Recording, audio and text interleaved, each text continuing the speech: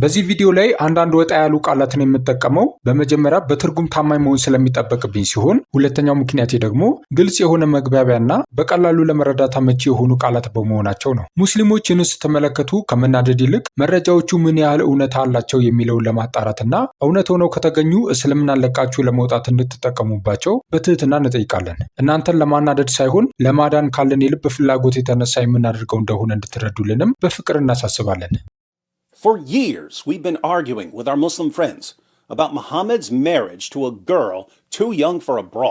ለአመታት ከሙስሊም ጓደኞቻችን ጋር መሐመድ ጡት ማስያዣ ለማድረግ እድሜያቸው ያልደረሰን ልጃገረዶች ስላገባበት ጉዳይ ስንከራከር ቆይተናል። ለአመታት አላህ ለአቅመ ሔዋን ካልደረሱ ልጃገረዶች ጋር ወሲብ መፈጸምን በቁርአን ውስጥ ማበረታታት እንዳልነበረበት እነሱን ለማሳመን ስንሞክር ቆይተናል። ለአመታት መሐመድ ለተከታዮቹ በገነት ውስጥ ድንግልናን በመውሰድ የሚታለፍ የዘላለም ሕይወትን ቃል ሲገባላቸው ጦርነቱን እንዲዋጉለት ብሎ የሞኞችንና በስነ ምግባር የወረዱ ሰዎችን ስብስብ እያታለለ እንደነበር ስንነግራቸው ቆይተናል። እና ለዚህ ሁሉ ጠንካራ ስራችን ምን አገኘን? ምንም አይነት ምስጋና አላገኘንም። የዳዕዋ ሰዎች ከህፃናት ጋር የሚደረግን ወሲብ መከላከል ላይ እጥፍ ድርብ ገፉበት፣ 3 እጥፍ ገፉበት፣ 4 እጥፍ ገፉበት። የአልዙት ሰዎች በመሐመድ ላይ እንደተረባረቡበት ሁሉ እነሱም በዚህ በአንድ ርዕስ ላይ እስኪረባረቡ ድረስ በፍጹም ሊሰሙን አልቻሉም። ነገር ግን በመጨረሻ የማይስማሙበት ምክንያት የቋንቋ እንቅፋት መሆኑን ተረዳው። እንግሊዝኛና አረብኛ ማለት አይደለም፣ እኛ እየተጠቀምንባቸው ባሉት ቃላት አይስማሙም ነበር ማለቴ ነው። እንደ አስገድዶ መድፈር፣ የህፃናት ጥቃት ወይም ፔዶፊሊያ፣ ትንኮሳ እና ከዘመድ ጋር የሚፈጸም ወሲብና የመሳሰሉትን ቃላት እንዴት እንደምንጠቀምባቸው አልተስማሙም። ይህ ለግልጽ መግባባትና ለስነ ምግባር እድገት ከባድ እንቅፋት ሆነ። እንደ ዕድል ሆኖ ይህን ሁሉ ጊዜ ለዚህ ችግር መፍትሄው በቁርአን ውስጥ ነበር። በሱራ 3 አንቀጽ 64 ላይ አላህ መሐመድን እንዲህ አዘዘው፣ እናንተ የመጽሐፉ ሰዎች ሆይ በእኛና በእናንተ መካከል እኩል ወይም የጋራ ወደ ሆነች ቃል ኑ። Come to common terms. Common terms. ወደ የጋራ ቃል ኑ። የጋራ ቃል። That's what was missing from our discussions with our Muslim friends. All we needed to bridge the language divide were some common terms. And now, thanks to our friends on Team Dawa, we finally have the common terms we so desperately needed. ከሙስሊም ጓደኞቻችን ጋር በምናደርገው ውይይት የጎደለው ይህ ነበር። የቋንቋውን ክፍተት ለመሙላት የሚያስፈልገን የጋራ ቃላት ብቻ ነበሩ። እና አሁን በዳዋ ቡድን ውስጥ ላሉት ጓደኞቻችን ምስጋና ይሁንና በጣም እንፈልጋቸው የነበሩትን የጋራ ቃላት በመጨረሻ አግኝተናል። ብዙዎቻችሁ እንደምታውቁት በቅርቡ በተደረገ የቀጥታ ስርጭት ማንም የማያውቀውንና እኔ ባላጋራው ኖሮ ማንም ሊሰማው የማይችለውን ስለ ያለፈው ታሪኬ አንዳንድ ነገሮችን ማጋራት ጀምሬ ነበር። አባቴን በመዶሻ ከመታሁ በኋላ በዋስ ወጥቼ ሳለሁ የ18 ዓመት ልጅ እያለሁ ለአቅመ ሔዋን ከደረሱ ነገር ግን በሕግ ዕድሜያቸው ያልደረሱ 2 ልጃገረዶች ጋር ወሲብ እንደፈጸምኩ በአደባባይ አምኛለሁ። አንዷ የ13 ዓመት ልጅ ነበረች፣ ሌላዋ ደግሞ የ15 ዓመት ልጅ ነበረች። አሳፋሪ፣ ስነ ምግባር የጎደለው ክፉ ድርጊት ነበር። ነገር ግን አንዳንድ ጊዜ አዎንታዊ ነገር በመጨረሻ ከአሳዛኝ ነገር ሊወጣ ይችላል። ለምሳሌ የሚወዱት ሰው ሞት እርስ በርስ ለዓመታት ሳይነጋገሩ የኖሩ 2 ወንድማማቾችን ሊያገናኝ ይችላል። ይህ አሳዛኝ ሁኔታ ከቂም መያዝ የበለጠ አስፈላጊ ነገሮች እንዳሉ እንዲገነዘቡ ሊያደርጋቸው ይችላል። ይህ ወደ እርቅ ሊመራቸው ይችላል። ስለዚህ በወጣትነቴ ስለሰራኋቸው ኃጢአቶች በግልጽና በቅንነት የመናዘዜን በጎ ጎን ማየት ከፈለግን ኑዛዜ ምንም እንኳን የአጭር ጊዜ ያለመግባባት ፈጥሮ ቢሆንም ከሙስሊም ጓደኞቻችን ጋር ወደ የጋራ ቃል ለመምጣት ፍጹም የሆነ ዕድል እንደሰጠን እንመለከታለን ብዬ አስባለሁ። We've never been able to agree on the meanings of certain words. Until now. What words would our Muslim friends use to describe an 18-year-old man having sex with underage girls? በተወሰኑ ቃላት ትርጉም ላይ መስማማት አልቻለም። እስካሁን ድረስ የሙስሊም ጓደኞቻችን የ18 ዓመት ልጅ ከአካለ መጠን ያልደረሱ ልጃገረዶች ጋር የግብረ ስጋ ግንኙነት ሲፈጽም ለመግለጽ ምን አይነት ቃላት ይጠቀማሉ? እስቲ እንወቅ። ምክንያቱም ወደፊት ስንሄድ እነዚህ ለዘለዓለምና ለዘላለም የተለመዱ ቃሎቻችን ይሆናሉ። በዓለም ላይ ግንባር ቀደም የህፃናት ጋብቻ ተሟጋች የሆነው ወይም የህፃናት ጋብቻን የሚያጸድቀው ዳንኤል አቂቃቹ እንዲህ ሲል ጽፏል። ዴቪድ ውድ በቅርቡ 2 ለአካለ መጠን ያልደረሱ ልጃገረዶችን አስገድዶ መድፈሩን እና በግዴታ ግብረ ሰዶማዊ ማድረጉን አምኗል። ይህን ነገር ለአስርተ ዓመታት ከአድማጮቹ ደብቆ የቆየ ሲሆን ይፋ ያደረገውም ሌሎች ለህዝብ እናጋልጣለን ብለው ካስፈራሩት በኋላ ብቻ ነው። ይህ እንግዳ ነገር ነው። ማንም ስለ ጉዳዩ የሚያውቅ ስላልነበረ ማንም የሚያጋልጠው ነገር አልነበረም። እኔ ራሴ እኔን የሚያጠቁበትን ኑዛዜ በወርቅ ሳህን አቅርቤ ብሰጣቸው አሁንም መዋሸት የነበረባቸው መሆኑ ይገርማል። ሆኖም ይህንን እንለፈውና በጋራ መግባቢያ ነጥቦቻችን ላይ እናተኩር። ከሁለት ታዳጊዎች ጋር የግብረ ስጋ ግንኙነት እንደፈጸምኩ አምኜ ተቀበልኩ። በዚህ ውስጥ ምንም አይነት አስገዳጅ ነገር አልነበረም። ነገር ግን እነዚያ ወጣት ልጃገረዶች ከአዋቂ ሰው ጋር የግብረ ስጋ ግንኙነት ለመፈጸም ትርጉም ባለው መልኩ መስማማት ስለማይችሉ ዳንኤል አቅቃችሁ እንደሚለው ከእነሱ ጋር የግብረ ስጋ ግንኙነት መፈጸም አስገድዶ መድፈር ተብሎ መጠራት አለበት። Strong language, but for the sake of solidarity and progress, I accept Daniel's use of the words rape and forcible. ከባድ ቋንቋ ግን ለአንድነትና ለእድገት ሲባል የዳንኤልን አስገድዶ መድፈርና ማስገደድ የሚሉትን ቃላት አጠቃቀም እቀበላለሁ። ዳንኤልም ሌላ አስተዋጽኦ አለው። ለምንድን ነው ተርኒንግ ፖይንት ዩኤስኤ ለተናዘዘ የህፃናት ወሲባዊ ጥቃት ፈጻሚ የእምነት ኮርሶችን ለማስተማር መድረክ ያዘጋጀው? ጥሩ ጥያቄ። ነገር ግን ከጥያቄው የበለጠ የሚሻለው የዳንኤል የህፃናት ወሲባዊ ጥቃት ወይም ፔዶፊል የሚለውን ቃል መጠቀሙ ነው። እንደ ዳንኤል አቂቃችሁ ገለጻ ከ13 ዓመት ወይም ከ15 ዓመት ወይም ከዚያ በታች ከሆነች ሴት ጋር የግብረ ስጋ ግንኙነት የሚፈጽም ማንኛውም አዋቂ ወንድ የህፃናት ወሲባዊ ጥቃት ፈጻሚ ወይም ፔዶፊል ነው። የቃላት ምርጫው የእኔ ሳይሆን የእሱ ነው። ግን የዳንኤል ሙስሊም ጓደኞቻችን ከእነዚህ ቃላት ጋር ይስማሙ እንደሆነ እንይ። መሐመድ ሂጃብ ነው። የክርስትና ጸረ እስልምና አራማጅ ዴቪድ ውድ የ13 ዓመቷን ርብቃን አስገድዶ መድፈርን መቀበሉ ርብቃ በክርስቲያኑ ማህበረሰብ ዘንድ በዝምታና ድርጊቱን በማጽደቅ ታልፏል። ዝምታና ማጽደቅ ምንም አይነት ዝምታም ሆነ ማጽደቅ አልነበረም። ይህ ሰው ሕግን ተላልፏል። ርብቃንም ለከፍተኛ አደጋ አጋልጧል። እንደ ሶላ ፊዴ ያሉ ሃይማኖታዊ ጽንሰ ሐሳቦች የሕግ ተጠያቂነትንና የሌሎችን መብት አይሽሩም። ይህ ሰው ሰክሯል እንዴ? ይህ ሰው ሙስሊም ቢሆን ኖሮ ምን ይባል እንደነበር ሁላችንም እናውቃለን። So, Muhammad Hijab agrees that any adult who has sex with a girl 13 years old or younger is guilty of rape. ስለዚህ መሐመድ ሂጃብ ከ13 ዓመት ወይም ከዚያ በታች ከሆነች ሴት ጋር የግብረ ስጋ ግንኙነት የሚፈጽም ማንኛውም አዋቂ ሰው በአስገድዶ መድፈር ጥፋተኛ እንደሆነ ይስማማል። ማወቁ ጥሩ ነው። ጄክ ብሮንካቴላ ወይም ጄክ የሙስሊም ሜታፊዚሽያን አዲስ ቪዲዮ ዴቪድ ውድ ሁለት ወጣት ልጃገረዶችን እንደደፈረ አምኗል። ስለዚህ ጄክ የ13 እና የ15 ዓመት ልጆች እንደ ሴቶች ወይም ውመን ሳይሆን እንደ ወጣት ልጃገረዶች ወይም ያንግ ገርልስ መገለጽ እንዳለባቸው ይስማማል። እናም ከአንዲት ወጣት ልጅ ጋር የግብረ ስጋ ግንኙነት የሚፈጽም ማንኛውም አዋቂ ሰው በአስገድዶ መድፈር ጥፋተኛ እንደሆነ ይስማማል። የብሎግ ስነ መለኮት ፖል ዊሊያምስ ተሟጋች ዴቪድ ውድ ሴት ልጆችን ከመለወጡ በፊት እንደደፈረ አምኗል ሲል አስታውቋል። ጉዳዩ በሴቶች ልጆች ምትክ ስለ ወንዶች ልጆች ቢሆን ኖሮ ፖል ትንሽ ይቅር ባይ ሊሆን ይችል ነበር። ነገር ግን የ13 እና የ15 ዓመት ሴቶች ወይም ውመንስ ሳይሆኑ ልጃገረዶች ወይም ገርልስ መባል እንዳለባቸውና ከእነሱ ጋር የሚደረግ የግብረ ስጋ ግንኙነት በቃላት አስገድዶ መድፈር እንደሆነ ይስማማል።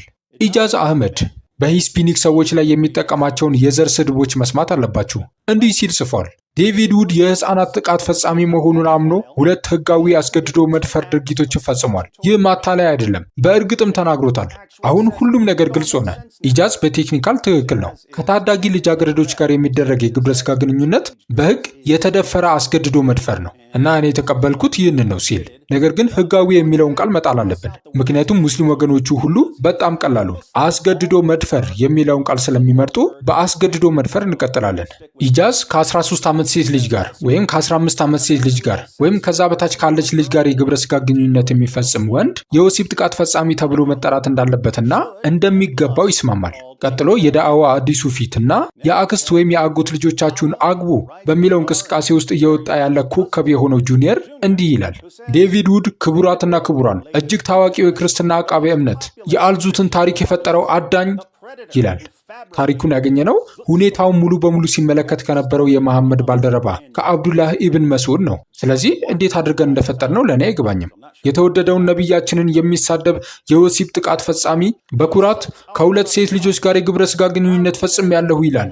ስለዚህ ጁኒየር ከ13 ዓመት ሴት ልጅ ወይም ከ15 ዓመት ሴት ልጅ ወይም ከዛ በታች ካለች ሴት ልጅ ጋር የግብረ ስጋ ግንኙነት የሚፈጽም ወንድ ወሲባዊ ጥቃት ፈጻሚ ወይም ፔዶፊሊያ እና አዳኝ መባል እንዳለበትና እንደሚገባው ይስማማል። በመጨረሻም ዴቪድ ውድ አጸያፊ ፔዶ ነው። ይህ እስልምናን ለ10 ዓመታት ሲያጠቃ የነበረ ሰው ነው። ነገር ግን እርሱ ራሱ እስልምናን በሚከስበት ነገር ጥፋተኛ ነው። Not quite. There were no 9-year-old girls or prepubescent girls in my confession. እንደዛም አይደለም። በኑዛዜ ውስጥ የ9 ዓመት ሴት ልጆችም ሆኑ ቅድመ ጉርምስና ልጃገረዶች አልነበሩም። So, interesting choice of words from the Dawa community. Some of you may be uncomfortable with such strong language, but who are we to question the hikmah of our Muslim friends? ስለዚህ ከዳዕዋ ማህበረሰብ የቀረበው የቃላት ምርጫ አስገራሚ ነው። አንዳንዶቻችሁ እንዲህ ባሉ ጠንካራ ቃላት ምቾት ላይ ሰማችሁ ይችላል። ነገር ግን የሙስሊም ወዳጆቻችንን ጥበብ ወይም ሂክማ ለመጠራጠር እኛ ማንን? እኛ እዚህ ያለነው የጋራ መግባቢያ ነጥቦች ላይ ለመድረስ ነው። ለአንዳንድ ልፋቶች ምስጋና ይግባና በመጨረሻም የጋራ መግባቢያ ነጥቦችን አግኝተናል። እንደ ቡድን ዳዕዋ ገለጻ ከሴት ልጅ ጋር የግብረ ስጋ ግንኙነት የሚፈጽም ማንኛውም ወንድ ሴት ወይም ውመን ሳትሆን 15 ዓመት ወይም ከዛ በታች ከሆነች ልጅ ጋር የወሲብ ጥቃት ፈጻሚ ወይም ፔዶፊሊያ አዳኝ እና አስገድዶ ደፋሪ ተብሎ ሊጠራ ይገባል። ወጣት ልጃገረዶች ለወሲብ ትርጉም ባለው መልኩ መስማማት ስለማይችሉ ልጃገረዶቹ ፈቃደኛ ቢሆኑም እንኳን ከእነርሱ ጋር የሚደረግ ማንኛውም የግብረ ስጋ ግንኙነት አስገድዶ መድፈር ተብሎ ሊጠራና እንደ አስገዳጅ ሊተረጎም ይገባል። እነዚህ ቃላት አሁን በሙስሊሞችና በክርስቲያኖች መካከል ይፋዊ አስገዳጅ የሆኑ የጋራ ቃላት ናቸው። አይ ሙስሊም ጓደኞቼ መልሳችሁ ልትወስዷቸው አትችሉም። አሁን አትችሉም፣ በፍጹም አይቻልም። እናም በቀጣዮቹ ዓመታት በውይይታችን ውስጥ ስንቀጥል በቋሚነት የሚስማሙባቸውን የጋራ ቃላት በሚቃወሙበት ጊዜ ሁሉ ሁሉም ሰው ይህንን ቪዲዮ ይመለከተዋል። እርግጥ ነው እንደ አስገድዶ መድፈር፣ የህፃናት ጥቃትና አዳኝ ያሉ ቃላት በተስማማንባቸው መንገዶች መጠቀም ለአንዳንድ ሰዎች በተለይም ለሙስሊሞች አዲስ ሊሆን ይችላል። ነገር ግን ማንኛውም የቋንቋ ባለሙያ እንደሚነግራችሁ ቃላትን እንዴት መጠቀም እንደሚቻል ሲማሩ ምርጡ አቀራረብ ልምምድ ነው። ስለዚህ የተለመዱ ቃሎቻችንን በመጠቀም የተወሰነ ልምምድ ለማግኘት መሐመድ ከአይሻ ጋር ስላለው ግንኙነት ጥቂት ምንባቦችን እንመልከት። ከዚያም ለተጨማሪ ልምምድ ቁርአን ስለ በጉርምስና ዕድሜ ላይ ያሉ ልጃገረዶች የግብረ ስጋ ግንኙነት ምን እንደሚል እናያለን። ከዚያ በኋላ ከትንንሽ ልጃገረዶች ጋር ስለ ወሲብ ምን እንደሚያስቡ ለማየት በቡድን ዳዕዋ ላይ ያሉ ጓደኞቻችንን አንዳንድ ክሊፖችን እንመለከታለን። ከዚያም ቁርአን የገነት ደናግልን እንዴት እንደሚገልጻቸው በተለይም ስለ ዕድሜያቸው ልዩ ትኩረት በመስጠት በጥልቀት እንመለከታለን። እንዲሁም ዘላለማቸውን የእነርሱን ድንግልና በመውሰድ ስለሚያሳልፉት ወንዶች ይህ ምን እንደሚነግረን እናያለን። በመጨረሻም በቁርአን ውስጥ አላህና ጅብሪል የኢየሱስን እናት ማርያምን ለማስረገዝ ምን እንዳደረጉ እንዲሁም በማርያም ላይ ባደረጉት ድርጊት መሰረት አላህና ጅብሪል እንዴት መገለጽ እንዳለባቸው እንወያያለን። Sound fun? Trust me, it will be. አዝናኝ ይመስላል? እመኑኝ ይሆናል።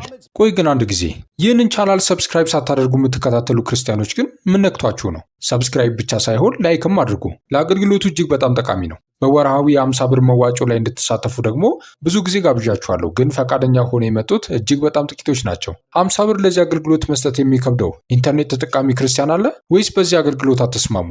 ከኢትዮጵያ ውጭ ያላችሁስ ቋሚ ድጋፍ መስጠት ቢከብዳችሁ እንዴት የአንድ ጊዜ ስጦታ መስጠት ይከብዳችኋል? በሁሉም አቅጣጫ ይህንን አገልግሎት እየደገፋችሁ ያላችሁትን ሁላችሁንም እግዚአብሔር ይባርካችሁ። የአገልግሎቱ አቅምና ተደራሽነት የሚያድገው እናንተ በተሳተፋችሁበት ልክ ስለሆነ መሳተፍ የምትፈልጉ ስክሪኑ ላይ ያሉትን እነዚህን ተጠቀሙ።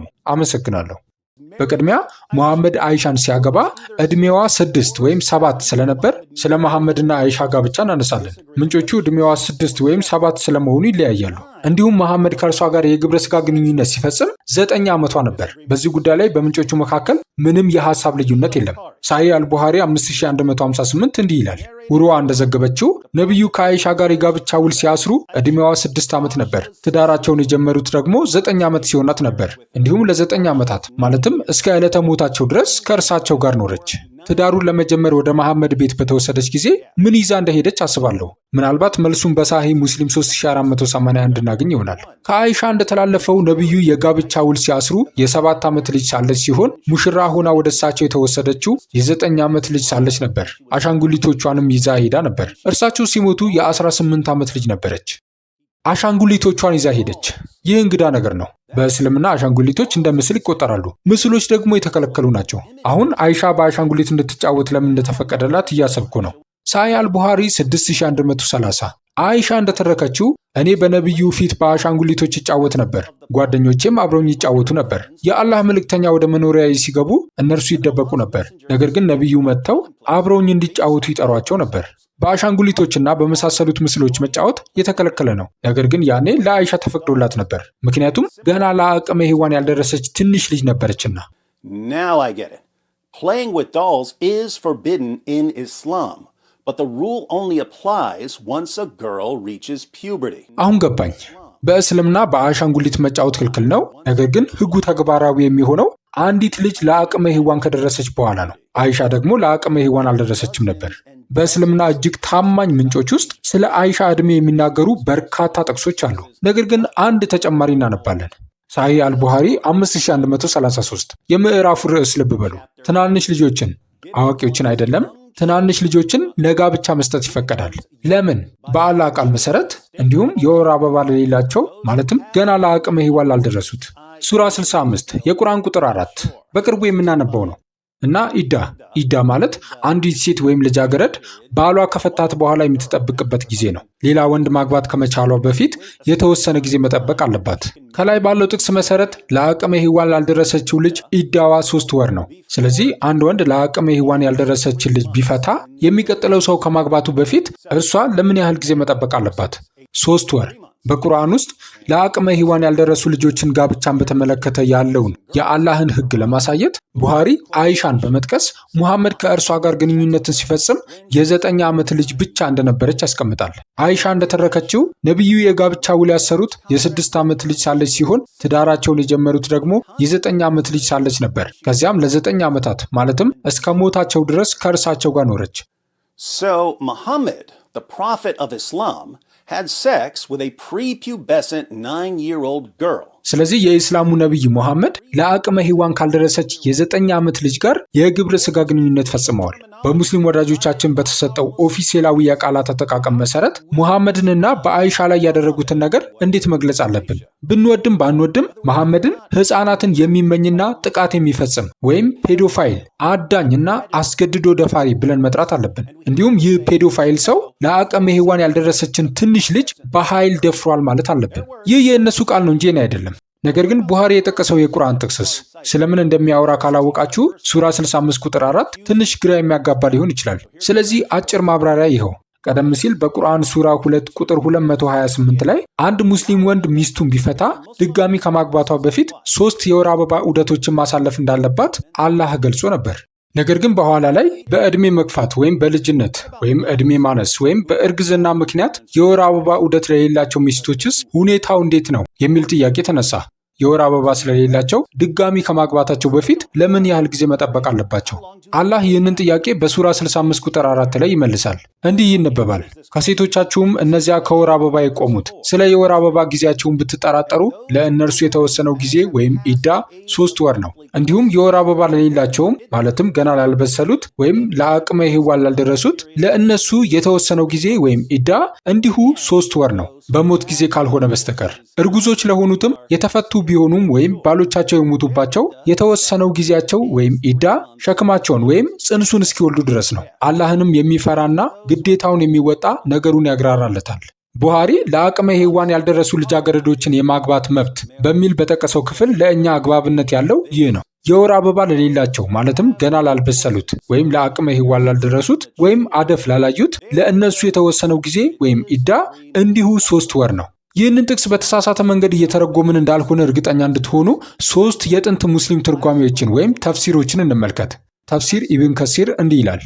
አላህ ልዑሉ የወር አበባ ያቆሙ ሴቶችን የመቆያ ጊዜ ወይም ኢዳ ግልጽ አድርጓል። ይህም በዕድሜ መግፋት ምክንያት የወር አበባዋ የቆመባትን ይመለከታል። የእርሷ ኢዳ የወር አበባ ለሚያዩት 3 ዑደቶችን ከመጠበቅ ይልቅ 3 ወር ነው። ይህም በሱራ አልበቀራ ምዕራፍ 2 ቁጥር 228 ላይ በተመሰረተው ነው። በተመሳሳይ ሁኔታ የወር አበባ ዕድሜ ላይ ላልደረሱት ትናንሽ ልጆችም እንዲሁ ነው። የእነርሱ ኢዳ ልክ የወር አበባቸው እንደቆመባቸው ሴቶች 3 ወር ነው። ስለዚህ እንደ ኢብን ከሲር አገላለጽ እኛ የምናተኩርበት የዚህ ጥቅስ ክፍል ስለ የወር አበባ ዕድሜ ላይ ያልደረሱ ትናንሽ ልጆችን ስለመፍታት ነው።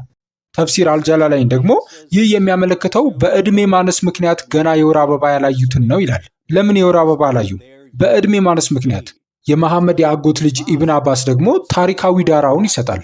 እርሱም የዚህ ጥቅስ ክፍል የወረደው አንድ ሰው ለጠየቀው ጥያቄ ምላሽ ለመስጠት እንደሆነ ይናገራል። ጥያቄው ምን ነበር? ሌላ ሰው የአላህ መልእክተኛ ሆይ በጣም ከማነሳቸው የተነሳ የወር አበባ የሌላቸው ሴቶች የመቆያ ጊዜስ እንዴት ነው ብሎ ጠየቀ።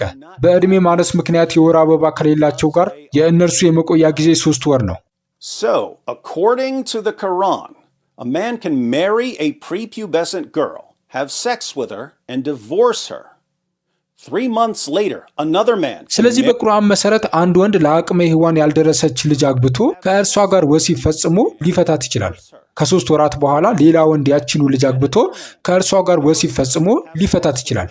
ከዚያም ከ3 ወራት በኋላ ሌላ ወንድ እሷን አግብቶ ወሲብ ፈጽሞ ሊፈታት ይችላል። ነገሩ እንደዚህ እያለ ይቀጥላል። ይህ ግልጽ ነው። ነገር ግን በሙስሊም ጓደኞቻችን በሚቀርቡት ኦፊሴላዊ ቃላት በመጠቀም በሱራ 65 አንቀጽ 4 ላይ ቁርአን የሚያስተምረውን እንዴት ልንገልጸው እንችላለን? እንግዲህ ቁርአን ለአቅመ ሔዋን ያልደረሱ ልጃገረዶች በህፃናት አዳኞች አማካኝነት የሚፈጸምባቸውን ተከታታይ አስገድዶ መድፈር እንደሚያበረታታ መናገር አለብን። እንዲሁም ቁርአን የአላህ ዘላለማዊ ቃል ነው ተብሎ ስለሚታሰብ አላህ ከዘላለም ጀምሮ ለአቅመ ሔዋን ያልደረሱ ልጃገረዶችን በህፃናት አዳኞች አማካኝነት የሚፈጸምባቸውን ተከታታይ አስገድዶ መድፈር ሲያበረታታ ኖሯል ማለት እንችላለን።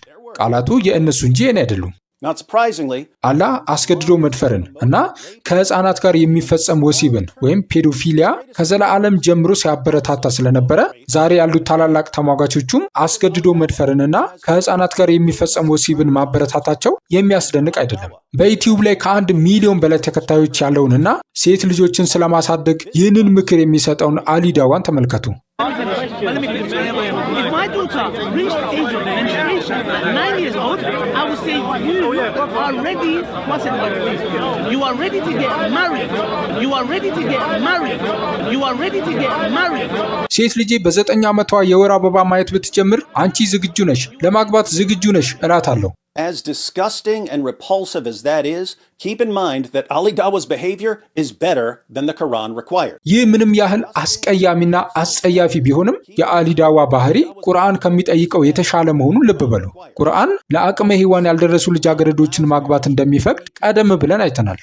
የእስልምና የዓመቱ ምርጥ አባት የሆነው አሊ ዳዋ ልጁ የወር አበባ እስክታይ ድረስ እንድትጠብቅ ይፈልጋል። ነገር ግን የጋራ የሆኑ ኦፊሴላዊ ቃላቶቻችንን ከተጠቀምን ይህ ምን ማለት ነው?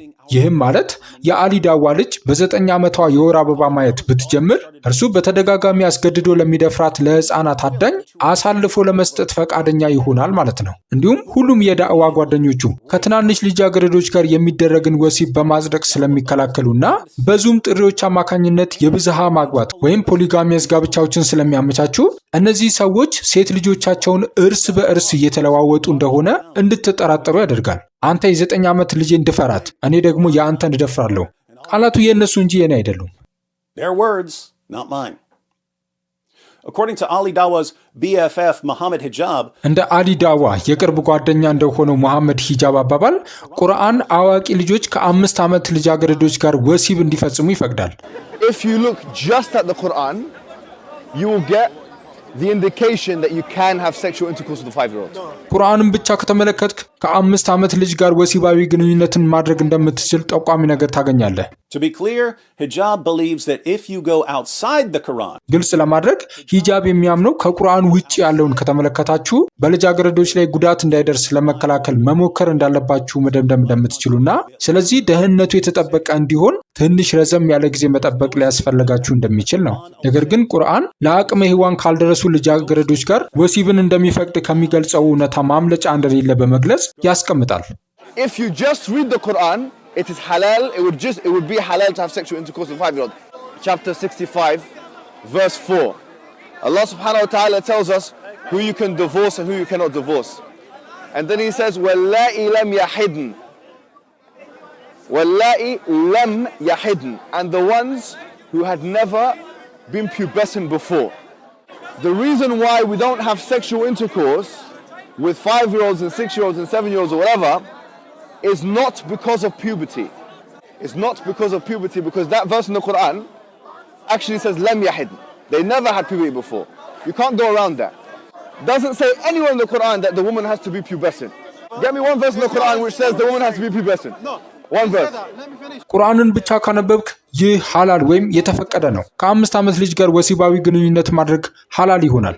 ምዕራፍ 65 አንቀጽ 4 አላህ ማንን መፍታት እንደምንችልና ማንን መፍታት እንደማንችል ይነግረናል። ከዚያም እነዚያም ከዚህ በፊት ለአቅመ ሔዋን ያልደረሱት ይላል።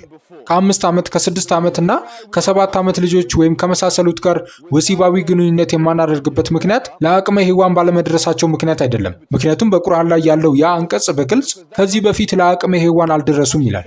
ለአቅመ ሔዋን ባለመድረስ ምክንያት አይደለም። ይህንም ማለፍ አትችሉም። ሴቷ ለአቅመ ሔዋን መድረስ እንዳለባት በቁርአን ውስጥ የትም ቦታ አይናገርም። ሴቷ ለአቅመ ሔዋን መድረስ እንዳለባት የሚናገር አንድ የቁርአን አንቀጽ አምጡልኝ። According to Daniel Hakikachu, እንደ ዳንኤል አቂቃቹ አባባል ወላጆች ፈቃድ ለመስጠት ህሊናቸው የታወረ ከሆነ አንድ ወንድ ከ5 ዓመት ልጅ ከ4 ዓመት ልጅ ወይም ምናልባትም የ11 ወር ህፃን ከሆነች ጋር ወሲብ መፈጸም ይችላል። Could a man have a marriage to a 5-year-old consummated if she started precocious puberty? አንዲት የ5 ዓመት ልጅ ያለ ዕድሜ የሚከሰት ጉርምስና ከጀመረች አንድ ወንድ ከእርሷ ጋር ያደረገውን ጋብቻ ዳር ማድረስ ይችላልን? If she starts showing signs of physical maturity, then yes, that's permissible, as I stated. የአካል ብስለት ምልክቶችን ማሳየት ከጀመረች አዎ እንደገለጽኩት ይህ የተፈቀደ ነው። As I stated, that's the principle.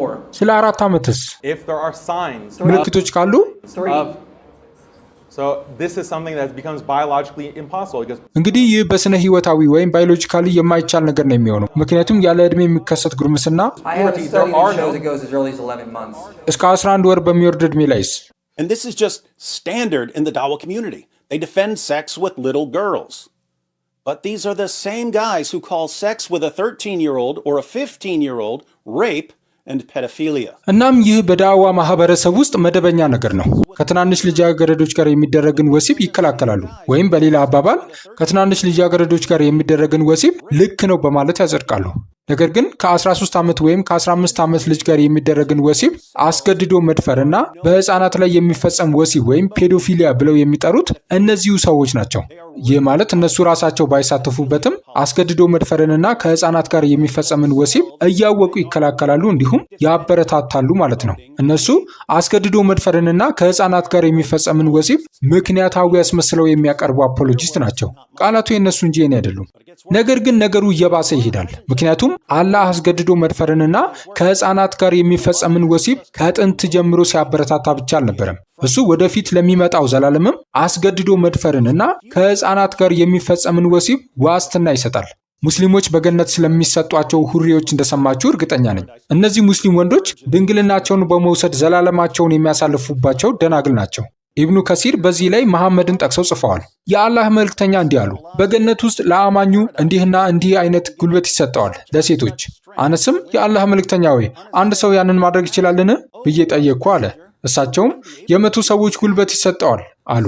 ሌላ ሰውም የአላህ መልእክተኛ ሆይ በገነት ውስጥ ከሚስቶቻችን ጋር ወሲባዊ ግንኙነት እንፈጽማለንን ሲል ጠየቀ። እሳቸውም ሰውየው በአንድ ቀን ውስጥ ከ100 ደናግል ጋር ወሲባዊ ግንኙነት መፈጸም ይችላል አሉ። አላህ እንዴት ደናግል አያልቁበትም ብላችሁ የምትደነቁ ከሆነ እሱ ምርጥ አቀናባሪ መሆኑን አስታውሱ።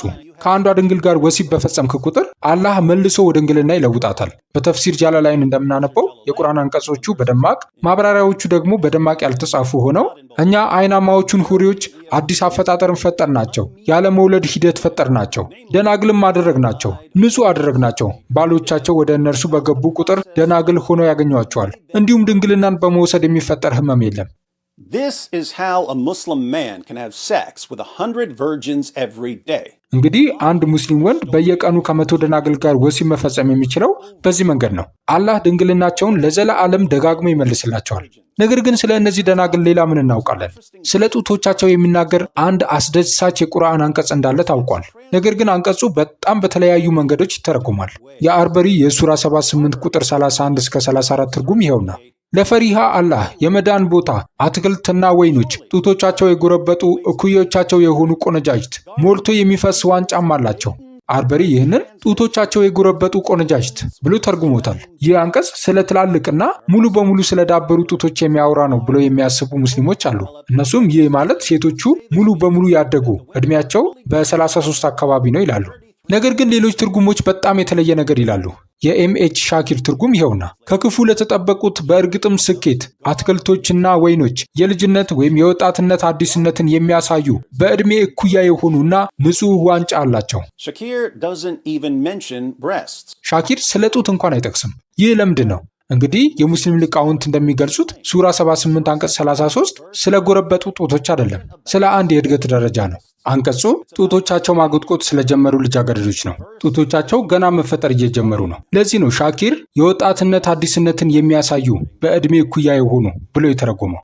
But don't take my word for it. You can find this in various commentaries. ነገር ግን የኔን ቃል ብቻ አትውሰዱ። ይህንም በተለያዩ ማብራሪያዎች ውስጥ ማግኘት ትችላላችሁ። ነገር ግን በኢስላም ኪዊኤ ያሉ የሙስሊም ሊቃውንት ጥሩ ጽሑፍ አዘጋጅተውልናል። ጽሑፉ የሚጀምረው አንቀጹን ለመረዳት አገላለጹ በአረብኛ እንዴት ጥቅም ላይ እንደሚውል መማር እንዳለባችሁ በመጠቆም ነው። ሊቃውንቱ እንዲህ ያብራራሉ። በዚያ ላይ በመመስረት ከዋኢብ የሚለው ቃል በቃል መተርጎምን በተመለከተ እንዲህ እንላችኋለን። አርበሪ በአረብኛ እንዴት ጥቅም ላይ እንደሚውል ስላልተረዳ የጎረበጡ ጡቶች ብሎ የተረጎመው ይህንን ቃል ነው። ይህ ካኢብ የሚለው ቃል ብዙ ቁጥር ሲሆን በመጅመል አሉጋህ ላይ እንደተገለጸው ጡቶቿ ማደግ የጀመሩ ሴትን ያመለክታል። ኢብኑ ፋሪስ አላህ ይዘንላቸውና እንዲህ ብለዋል። ካዕብ የሚለው ቃል አንድ ነገር ማደግና መውጣት መጀመሩን ከሚያመለክት ስረዋ ቃል የመጣ ነው። ከዚሁ ስረዋ ቃል ካዕብ የሚለው ቃል ይመጣል። እርሱም ቁርጭምጭሚትን ያመለክታል። ይህም የታችኛው እግር ከውጭ ጋር በሚገናኝበት በሁለቱም በኩል የሚገኝ አጥንት ነው። እንዲሁም ካዕባ የሚለው ቃል የአላህ ክብሩ ከፍ ይበልና ቤት የሆነውን የሚያመለክተው ጎልቶ የመውጣቱና በአራት ማዕዘን ቅርጹ ምክንያት ነው። አንዲት ሴት ጡቶቿ ማደግ ሲጀምሩ ካኢብ ተብላ ትገለጻለች። ምንጮቹ እነሆ። ይህ ከቋንቋ ስርወ ቃል አንጻር የቃሉ ቀጥተኛ ትርጉም ነው። So, the word kaib refers to a girl whose breasts are just starting to form. ስለዚህ ካኢብ የሚለው ቃል የሚያመለክተው ጡቶቿ ገና መፈጠር የጀመሩ ልጃገረድን ሲሆን ይህም በቁርጭምጭሚታችሁ ጎን ወጣ ብሎ ከሚገኘው አጥንት ወይም ካዕብ ከሚለው ቃል ጋር ይዛመዳል። ከዚያም ሊቃውንቱ ስለምን እንደሚያወሩ ምሳሌ ይሰጣሉ። ይህም ለወር አበባ የሚያገለግለው የአረብኛ ቃል ነው። ቀጥተኛ የወር አበባን ለማመልከት ወይም የእድገት ደረጃን ለማመልከት እንዴት ጥቅም ላይ እንደሚውል በማሳየት ነው። የወር አበባ ዕድሜ ላይ የደረሰን ሰው እንደማለት ነው። እንዲሁም ይቀጥላሉ። በአረብኛ አንዲት ሴትን እንደ ካኢብ መግለጽን በተመለከተ ተመሳሳይ ነገር መናገር እንችላለን። ይህ የታሰበው እንደ ስሜት ቀስቃሽ ወይም የሴቷን የሰውነት ክፍል አካላዊ መግለጫ ለመስጠት አይደለም። ይልቁንም ወንዶች ወደ እሷ እንዲሳቡ የልጅነት ዕድሜዋንና ወጣትነቷን እንደ ማመላከቻ የሴትነት ምልክት በእርሷ ላይ መውጣታቸውን ለመግለጽ ነው። በዚህ ዕድሜ የሴትነት ምልክቶች በልጅቷ ላይ መታየት ይጀምራሉ። ይህንን ቃል የመጠቀም ነጥቡ የጡቶቹን መጠን ለመግለጽ ወይም ቅርጻቸውን ለመጠቆም አይደለም። ይልቁንም ዓላማው የሴቷን ወጣትነት ወይም የልጅነት ዕድሜ ጎላ አድርጎ ለማሳየት ነው። ኢብኑል ጀውዚ አላህ ይዘንላቸውና እንዲህ አሉ። ሴት ልጅ ትንሽ ስትሆን ጢፍላ ወይም ትንሽ ልጅ ትባላለች። መራመድ ስትጀምር ወሊዳ፣ ከዚያም ጡቶቿ መታየት ሲጀምሩ ካኢብ፣ ከዚያም መጠናቸው ሲጨምር ናሂድ፣ ከዚያም ለአቅመ ሔዋን ስትደርስ ሙእስር፣ ከዚያም የወጣት ሴት ዕድሜ ላይ ስትደርስ ሐውድ ትባላለች። Did you catch that? ያንን አስተዋላችሁት? ጡቶቿ መታየት ሲጀምሩ ካኢብ ትሆናለች። እናም ይህ ለአቅመ ሔዋን ከመድረሷ 2 ደረጃዎች በፊት ነው። እዚህ ጋር እነሱ የወር አበባን እንደ ጉርምስና የመጀመሪያ ይቆጥሩታል። ይህ ለምን ጠቃሚ ሆነ? እንግዲህ በእነሱ ስርዓት መሰረት ካኢብ ማለት ለአቅመ ሔዋን ያልደረሰች ልጅ ማለት ነው። የዛሬ ዶክተሮች የጡት ማጎጥቆጥን እንደ መጀመሪያ የጉርምስና ምልክት ይቆጥሩታል። ጡቶች መፈጠር የሚጀምሩት በታነር ደረጃ 2 ላይ ነው። ነገር ግን እንዳየነው የእኛ ሙስሊም ጓደኞቻችን ለአቅመ ሔዋን ከደረሰች የ13 ዓመት ወይም የ15 ዓመት ልጅ ጋር ወሲብ መፈጸም አስገድዶ መድፈር እና በሕፃናት ላይ የሚፈጸም ወሲብ ወይም ፔዶፊሊያ እንደሆነ ይናገራሉ። If the houris of paradise are all the same age, and they're all Tanner stage 2 forever, they're at the budding breast stage forever. የገነት ሁሪዎች ሁሉም እኩያ ዕድሜ ያላቸው ከሆኑ እና ለዘላለም በታነር ደረጃ 2 ላይ ከሆኑ ማለትም ለዘላለም ጡቶቻቸው ማጎጥጎጥ በጀመሩበት ደረጃ ከሆኑ እንግዲህ በቲም ዳዋ አባባል እያንዳንዱ ሙስሊም ወንድ ፖል ዊሊያምስን ጨምሮ ዘላለሙን እንደ አስገድዶ ደፋሪና እንደ ሕፃናት አዳኝ ወይም ፔዶፋይል ያሳልፋል ማለት ነው። ቃላቶቹ የነሱ ናቸው። እነሱ ባወጡት የጋራ ቃላት መሰረት ለዘላለም ትናንሽ ልጃገረዶችን አስገድደው ይደፍራሉ። አላህ ደግሞ ተጎጂዎቹ ሁል ጊዜ ድንግል መሆናቸውን ያረጋግጣል። ይህም አላህን የቃል በቃል ማለቂያ የሌለው አስገድዶ መድፈርና በሕፃናት ላይ የሚፈጸም ወሲብ አምላክ ያደርገዋል። እስልምናንም ማለቂያ የሌለው አስገድዶ መድፈርና በሕፃናት ላይ የሚፈጸም ወሲብ ሃይማኖት ያደርገዋል። አላህ ከጥንት ጀምሮ አስገድዶ መድፈርንና በሕፃናት ላይ የሚፈጸምን ወሲብ ሲያበረታታ ኖሯል። ተከታዮቹም ለዘላለም አስገድዶ ደፋሪዎችና በሕፃናት ላይ ወሲብ ፈጻሚዎች ይሆናሉ። ቃላቶቹ የነሱ ናቸው። ነገር ግን ገና አልጨረስንም። ምክንያቱም ስለ ጂብሪል፣ ስለ መልአኩ ገብርኤል የነሱ ጠማማ ግልባጭ ገና አልተነጋገርንም። Daniel Hakikachu posted, David, that's me, ዳንኤል አቂቃችሁ እንዲህ ሲል ለጠፈ። ዴቪድ እኔን ማለቱ ነው ራሱን ለመውለድ ሲል የራሱን እናት ገና የ12 ዓመት ልጅ እያለች በዝምድና አስገድዶ የደፈረውን የክርስቲያኑን ኢየሱስን ምሳሌ በመከተል ተነሳስቷል። This is insanely stupid for several reasons. ይህ በበርካታ ምክንያቶች እጅግ በጣም የሚገርም ቂልነት ነው። አንደኛ አምላክ የለሽ ወይም ኤቲስት በነበርኩበት ጊዜ በኢየሱስ ተነሳስቷል ብሎ ለምን ይናገራል? ሁለተኛ፣ በመጽሐፍ ቅዱስ መሰረት ማርያም የ12 ዓመት ልጅ አልነበረችም። መጽሐፍ ቅዱስ ዕድሜዋ ስንት እንደነበር አይናገርም፣ ነገር ግን ሴት ብሎ ይጠራታል። ይህ የ12 ዓመት ልጃገረዶችን እንደ ሴቶች ሳይሆን እንደ ትናንሽ ልጃገረዶች አድርጎ የሚጠራው ያው መጽሐፍ ቅዱስ ነው። ስለዚህ የ12 ዓመት ልጅ የነበረች አይመስልም። የዳዋ ሰዎች ማርያም የ12 ዓመት ልጅ እንደነበረች ለማሳየት ከመጽሐፍ ቅዱስ ውጪ ወደ ሆኑና በኋላ ወደ ተጻፉ እንደ ፕሮቶ ኢቫንጀሊየም ኦፍ ጄምስ ወደ መሳሰሉት ምንጮች ለመሄድ ይሞክራሉ። ነገር ግን ያንን እንኳን በትክክል ማግኘት አልቻሉም። 12 የሚለውን ቁጥር ይፈልጋሉ። ከዚያም እነሆ ማርያም በጌታ ቤተ መቅደስ የ12 ዓመት ዕድሜ ላይ ነበረች የሚለውን ያገኛሉ። እናም አያችሁ እሷ የ12 ዓመት ልጅ ነበረች ይላሉ። ነገር ግን ንባቡን ለመቀጠል አይጨነቁም። ንባባቸውን ቢቀጥሉ ኖሮ ምን ያገኙ ነበር? እነዚህ ምስጢራት በሆኑ ጊዜ ዕድሜዋ 16 ዓመት ነበር። ይህ የሆነው እርጉዝ በነበረችበት ጊዜ ነው። 16 ደግሞም ይህ ከጊዜ በኋላ ከመጣ አዋልድ ምንጭ የተወሰደ ሲሆን የተጻፈውም እሷን ወጣት አድርገው ለመግለጽ በሚሞክሩበት ጊዜ ነበር።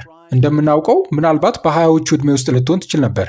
ሶስተኛ፣ ዳንኤል አንዲትን የ12 ዓመት ልጅ በተአምራዊ ሁኔታ ማርገዝን አስገድዶ መድፈር ነው ብሎ ያስባል። ለምን? ምክንያቱም ማርያም በመጽሐፍ ቅዱስ ውስጥ ለሆነው ነገር ፈቃደኛ ብትሆንም ዳንኤልና የቀሩት የቲም ዳዕዋ አባላት የ12 ዓመት ልጅ ፈቃድ ለመስጠት በጣም ትንሽ ነች ብለው ስለተስማሙ ነው። ግን አሁንም እኛ የ12 ዓመት ልጅ ነበረች ብለን አናምንም። ሙስሊሞች የ12 ዓመት ልጅ ነበረች ብለው ያምናሉ። እንዲሁም በተአምራዊ ሁኔታ እንደጸነሰች ያምናሉ።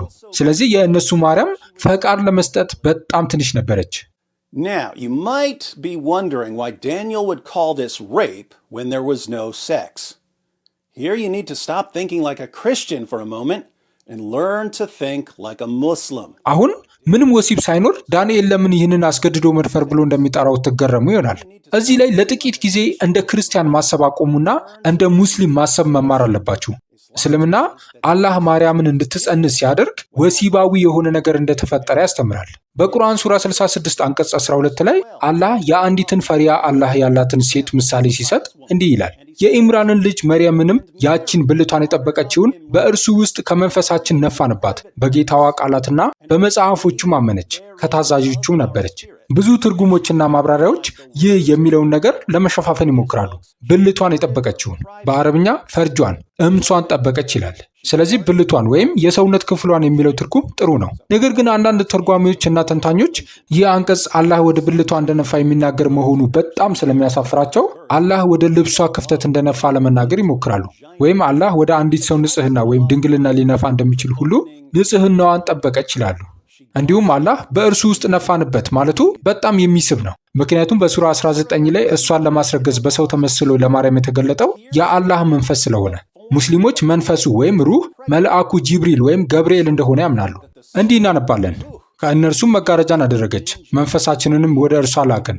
ተርጓሚዎቹም ይህ መልአኩ ጂብሪልን ወይም ገብርኤልን እንደሚያመለክት ይጨምራሉ። ለእርሷም ትክክለኛ ሰው ሆኖ ተመሰለላት።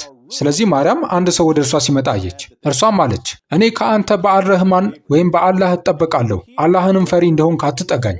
ሊደፍራት እንደመጣ ስላሰበች ከዚህ ሰው በአላህ ተጠባበቀች። ምንባቡ ስለ ብስራቱና ስለ ድንግልና ልደቱ ይቀጥላል። ስለዚህ በኢብኑ ከሲር ተፍሲር ወይም ማብራሪያ እንደምናየው ማርያምን ለማስረገዝ የመጣው ጂብሪል እንደሆነ ሙስሊሞች ያምናሉ። በእርሱም ወይም በብልቷ ውስጥ በመንፈሳችን ማለትም በመልአኩ ጂብሪል በኩል እፍ አልንበት። አላህ መልአኩ ጂብሪልን ወደ መርየም ላከ። እርሱም በሁሉም ረገድ በሰው ተክለ ቁመና ወደ እርሷ መጣ። አላህም በልብሷ ቀዳዳ በኩል እፍ እንዲል አዘዘው። ይህንን ለማለዘብ እየሞከረ ነው። የአምስት ትንፋስ በብልቷ በኩል ወደ ማህፀኗ ገባ። ኢሳ ማለትም የእነሱ የኢየሱስ ስሪት የተጸነሰው በዚህ መንገድ ነው። Why does Allah need Jibril to blow into Mary's vagina? Well, Islam teaches what's called the two Siemens theory. አላህ ጂብሪልን ወደ ማርያም ብልት እፍ እንዲል ለምን አስፈለገው? እንግዲህ እስልምና የሁለት የዘር ፈሳሾች ንድፈ ሐሳብ ወይም ቱ ሲመንስ ቲዮሪ የሚባለውን ያስተምራል። የሁለት የዘር ፈሳሾች ንድፈ ሐሳብ ማለት ወንዶች የዘር ፈሳሽ አላቸው፣ ሴቶችም የዘር ፈሳሽ አላቸው። በግብረ ሥጋ ግንኙነት ወቅት ሁለቱ ሲቀላቀሉ ልጅ ይገኛል የሚል ነው። ይህ የአርዙት ወንዶች 30 የዘር ፈሳሽ በግንኙነት ወቅት ተቀላቅሎ ለመሐመድ የ30 ወንዶች ጉልበት ሰጠው ከሚለው የ30 የዘር ፈሳሾች ንድፈ ሐሳብ የተለየ ነው። ነገር ግን እንደ እስልምና የሁለት ዘር ፈሳሾች ንድፈ ሐሳብ የወንድ ዘር የሚመጣው ከጀርባው አጥንቱ ነው። አላህ በሆነ ምክንያት ኢየሱስ ከድንግል እንዲወለድ ስለፈለገ ማርያምን በሁለቱም የዘር ፈሳሾች ፈጠራት። የወንዱን የዘር ፈሳሽ በጀርባ አጥንቷ፣ የሴቷን ደግሞ በማህፀኗ ይዛ ነበር። ጂብሪል ወደ ብልቷ እፍ ማለት የነበረበት የወሲብ ስሜቷን ለማነሳሳት ሲሆን ይህም ልክ እንደ ወንድ ከጀርባ አጥንቷ ያለውን የወንድ ዘር ወደ ማህፀኗ እንድታፈስ ነው። I kid you not, here's the commentary of Qurtubi. እየቀለድኩ አይደለም። የቁርጡቢ ማብራሪያ ይኸውና። አላህ ለማርያም ሁለቱንም ፈሳሾች ሰጣት። የተወሰነውን በማህፀኗ የተወሰነውን ደግሞ በጀርባ አጥንቷ አደረገ። ጂብሪል ስሜቷን ለማነሳሳት ወደ እርሷ እፍ አለ። ምክንያቱም ሴት ልጅ ስሜቷ እስካልተነሳሳ ድረስ አታረግዝምና። ያ ሲሆን በጂብሪል እስትንፋስ አማካኝነት በጀርባ አጥንቷ ውስጥ የነበረው ፈሳሽ ወደ ማህፀኗ ወረደ። ሁለቱ ፈሳሾችም ተቀላቀሉ፣ ጽንሱም ተፈጠረ። ለዚህም ነው አላህ በመቀጠል አንድን ነገር በወሰነ ጊዜ ማለትም አንድን ነገር መፍጠር ሲፈልግ ያለው። So, Jibril shows up in the form of a man. Mary thinks he's there to rape her. ስለዚህ ጂብሪል በሰው ተመስሎ ታየ።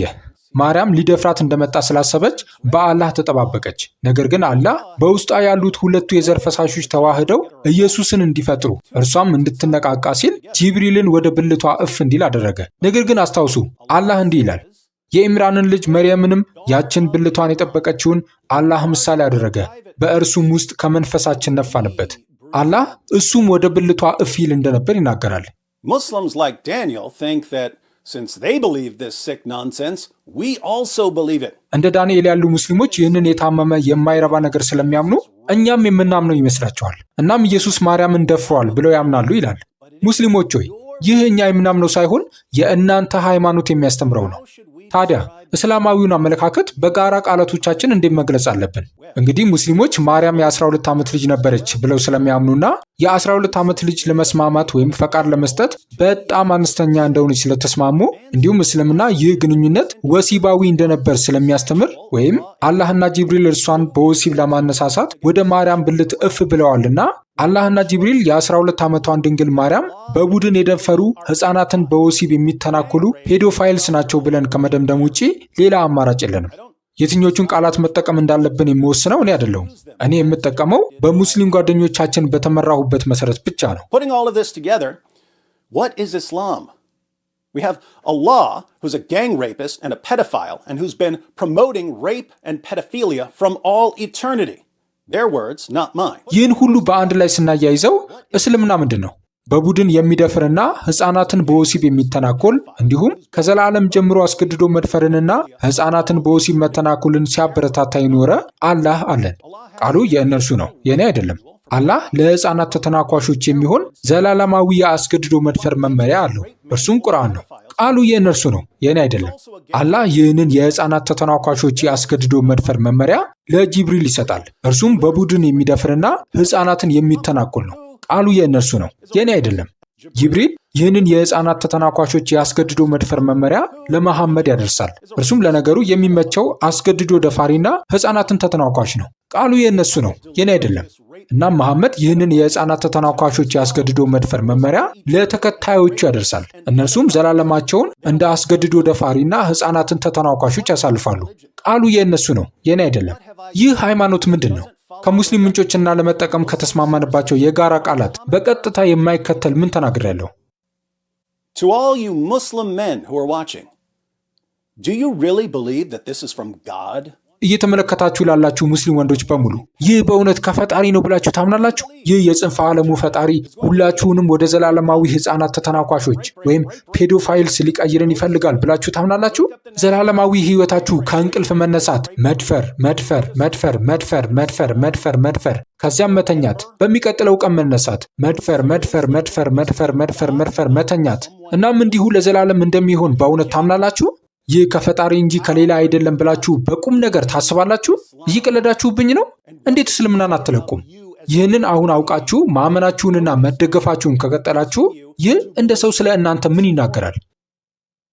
To all you Muslim women who are watching, according to Islam, if you make it to paradise, and that's a big if, considering what Muhammad said about women, if you make it to paradise, እየተመለከታችሁ ላላችሁ ሙስሊም ሴቶች በሙሉ በእስልምና መሰረት ወደ ጀነት ከገባችሁ መሐመድ ስለ ሴቶች የተናገረውን ግምት ውስጥ ስናስገባ ይህ ትልቅ ጥያቄ ቢሆንም ወደ ጀነት ከገባችሁ ለምድራዊ ባሎቻችሁ ለዘላለም ሚስቶች ትሆናላችሁ። ነገር ግን እንዳየነው ባሎቻችሁ ዘላለማቸውን እንደ አስገድዶ ደፋሪዎች እና የህፃናት በዝባዦች ወይም ፔዶፋይልስ ያሳልፋሉ። በዚህ ትስማማላችሁ? እሱ በቀን 100 ደናግልን እየደፈረ እናንተ እንደ ታማኝ ሚስት በገነት ትደስታላችሁ? የጽንፈ ዓለሙ ፈጣሪ ለእናንተ ያዘጋጀው ይህ ነው ብላችሁ በእውነት ታምናላችሁ? የዘላለም ሽልማታችሁ የህፃናት ደፋሪ ባላችሁ ህፃናት ሴቶችን ሲደፍር ዝም ብሎ መመልከት ነው ብላችሁ ታስባላችሁ? በእውነት ለልጆቻችሁ የምትፈልጉት ይህንን ነው? ወንድ ልጆቻችሁ ዘላለማቸውን እንደ አስገድዶ ደፋሪና የህፃናት ደፋሪ ሆነው እንዲያሳልፉ ትፈልጋላችሁ? ሴት ልጆቻችሁ ዘላለማቸውን እንደ አስገድዶ ደፋሪና የህፃናት ደፋሪ ለሚያሳልፉ ወንዶች ታማኝ ሚስቶች እንዲሆኑ ትፈልጋላችሁ? እንዴት እስልምናን አትለቁም? ይህንን አውቃችሁ እያመናችሁበት እየተደገፋችሁበትና ለልጆቻችሁ እያስተማራችሁት ከሆነ እንደ ሰው ስለ እናንተ ምን ይባላል? Now for you non-Muslims. አሁን ደግሞ ሙስሊም ላልሆናችሁ ከቁጥጥር ውጭ እንደሆንኩ ወይም ያበድኩ ከመሰላችሁ እመኑኝ፣ ሁልጊዜም ምክንያት አለ። ብዙውን ጊዜ ከ5 እስከ 7 ምክንያቶች አሉ። እነዚህ ሰዎች ስለ ውሸት አምላክ፣ ስለ ርካሽ አስመሳይ መልአካቸው፣ ስለ ህፃናት የሚደፈሩበት ገነታቸው እና ነብይ ብለው ስለሚጠሩት ስለዚያ የህፃናት በዝባዥ ነፍሰ ገዳይ እና አስገድዶ ደፋሪ ይህን ሁሉ እንዲያምኑ ማድረግ ምን ያህል ውስብስብ የሆነ እንደ እብድ ሳይንቲስት አይነት ስሌትና ስልት እንደሚጠይቅ ታውቃላችሁ? አብዱላህ ኢብን መስዑድ የአልዙት ሰዎች በመሐመድ ላይ ያደረሱትን ሲመለከት እንደነበረው እኛ ቁጭ ብለን እየተመለከትን ለእኛ ብለው የራሳቸውን ሃይማኖት እንዲያፈርሱ ማድረግ ከባድ ስራ ነው። ስለዚህ ዲዝል የሚያደርገውን እንዲያደርግ ተውት። እናንተ ትኩረታችሁን ከዚህ ትምህርት የተወሰነውን በመማርና በየቦታው በማጋራት ላይ አድርጉ። እናም ሁል ጊዜ አስታውሱ፣ አንዳንድ ጊዜ ከጎናችሁ እብድ ወይም ሳይኮ ሰው መኖሩ ጥሩ ነው። በታማኝነት በየወሩ 50 ብር ለዚህ አገልግሎት መስጠት የማይከብዳችሁ ክርስቲያኖች በዚህ ስልክ ቁጥር አጭር የጽሑፍ መልእክት በመላክ ተመዝግባችሁ አብራችሁን አገልግሉ። ከተመዘገባችሁ አገልግሎቱን በተመለከተ አጫጭር መልእክቶች በስልካችሁ የሚደርሷችሁ ይሆናል። ከዛ በተጨማሪ ለአገልግሎቱ ማድረግ ልዩ ስጦታ መስጠት የምትችሉ ደግሞ ይህንን የባንክ ቁጥር ተጠቀሙ። ስለተሳትፏችሁ እናመሰግናለን።